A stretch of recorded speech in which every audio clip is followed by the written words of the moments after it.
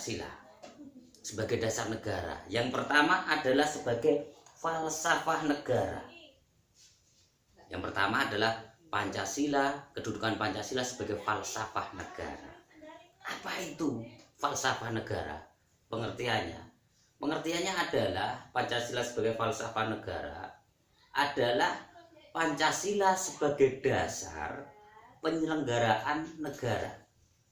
Pancasila sebagai pondasi paling bawah, namanya pondasi itu pasti di bawah ya. Pondasi paling bawah penyelenggaraan negara. Maka dalam bahasa literatif, bahasa yang lebih keren disebut sebagai Pancasila sebagai falsafah negara. Artinya segala penyelenggaraan negara, baik dari sisi ekonomi, sosial, politik, kemudian sisi-sisi yang lain, kebudayaan, harus sesuai dengan dasar negara Pancasila. Itu. Kemudian yang kedua adalah Pancasila sebagai sumber nilai atau norma. Tadi saya katakan norma adalah norma apa? Aturan. Yang kedua, kedudukan Pancasila sebagai sumber nilai atau norma. Artinya apa? Segala aturan yang ada di Indonesia harus berlandaskan kepada nilai Pancasila. Tidak ada atau tidak boleh ada aturan yang secara substansial bertentangan dengan nilai Pancasila. Karena dasar negara kita adalah Pancasila. Maka dikatakan tadi yang kedua, kedudukan Pancasila adalah sebagai sumber nilai atau norma. Norma pengertian dasarnya adalah aturan. Begitu. Nah, aturan apa saja yang kira-kira harus berdasarkan atau berlandaskan kepada Pancasila? Semua aturan. Semua aturan yang berlaku di Indonesia. Karena Pancasila itu merupakan dasar negara Indonesia.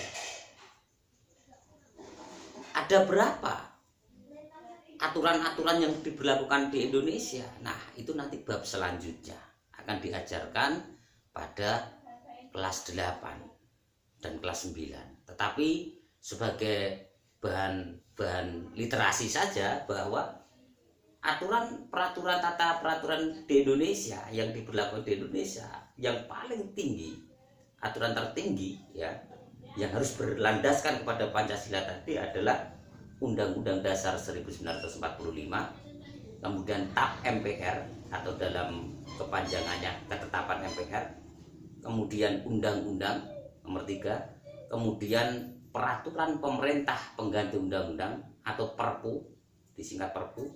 Setelah Perpu ada Peraturan Pemerintah atau PP. Setelah PP ada Peraturan Presiden atau Perpres. Kemudian yang terakhir adalah Perda atau kepanjangan Peraturan Daerah. Nah, peraturan daerah ini ada 3. Peraturan daerah provinsi, peraturan daerah pemerintah provinsi, kemudian peraturan daerah kota madya, dan ketiga adalah peraturan pemerintah kabupaten. Ya, itu namanya perda. Jadi perda itu ada tiga tempat atau tiga produk yang mengeluarkan: provinsi, kota madya, dan kabupaten. Kalau provinsi dipimpin oleh gubernur, kepala daerahnya adalah gubernur. Kota madya kepala daerahnya wali kota. Kemudian kabupaten kepala daerahnya adalah bupati. Demikian. Nah, itu ya saya kira kedudukan yang kedua. Kedudukan yang keempat adalah sumber dari segala sumber hukum. Hampir sama dengan penjelasan yang kedua tadi sebagai sumber nilai. Pancasila yang berkedudukan sebagai sumber dari segala sumber hukum, artinya segala hukum yang diberlakukan di Indonesia harus berlandaskan kepada Pancasila. Hukum harus menginduk kepada Pancasila. Sekali lagi, kenapa? Karena Pancasila adalah dasar negara Indonesia. Begitu. Dan yang keempat adalah Pancasila ini sebagai salah satu acuan kehidupan bermasyarakat. Jika nanti kita atau sampean sudah hidup di tengah masyarakat, sekarang pun sudah hidup di lingkungan pesantren, kalau saya sudah hidup di lingkungan masyarakat, maka segala tindak tanduk yang harus dilakukan di tengah masyarakat dan pesantren itu wajib sesuai dengan nilai-nilai Pancasila, mulai sila ketuhanan yang Maha Esa sampai sila yang kelima. Wajib, ya, itu. Nah, kenapa demikian? Kembali ke yang pertama tadi, bahwa Pancasila adalah dasar negara Indonesia, termaktub pada pembukaan Undang-Undang Dasar 45 pada alinea keempat. Itu materi yang pertama harus kita pelajari bersama. Nah, sekarang tugas selanjutnya, karena ini pertemuan pertama dan tingkatan sampean sudah lebih tinggi, tadinya di sekolah dasar, sekarang di sekolah menengah tingkat pertama atau MTS, maka tugasnya pun berbeda. Tugas pertama dari saya terkait dengan pembelajaran bab pertama ini, bahasan pertama ini adalah silahkan setiap anak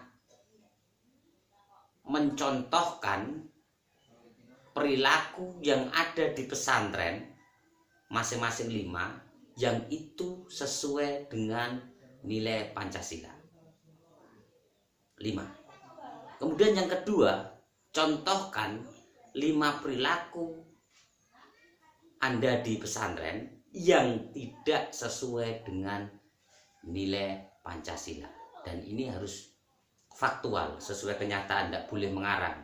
Apa yang sudah kalian lakukan sesuai dengan nilai Pancasila tadi 5, kemudian apa yang sudah kalian lakukan yang tidak sesuai dengan nilai Pancasila 5. Pancasila sila pertama, kedua sampai kelima.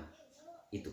Demikian yang bisa kita pelajari bersama, tugasnya dikerjakan, dan nanti pertemuan selanjutnya kita lanjutkan untuk masih di bab dasar negara, tetapi materi bahasanya adalah proses pembentukan atau proses perumusan Pancasila oleh BPU PKI. Demikian, akhirul kalam.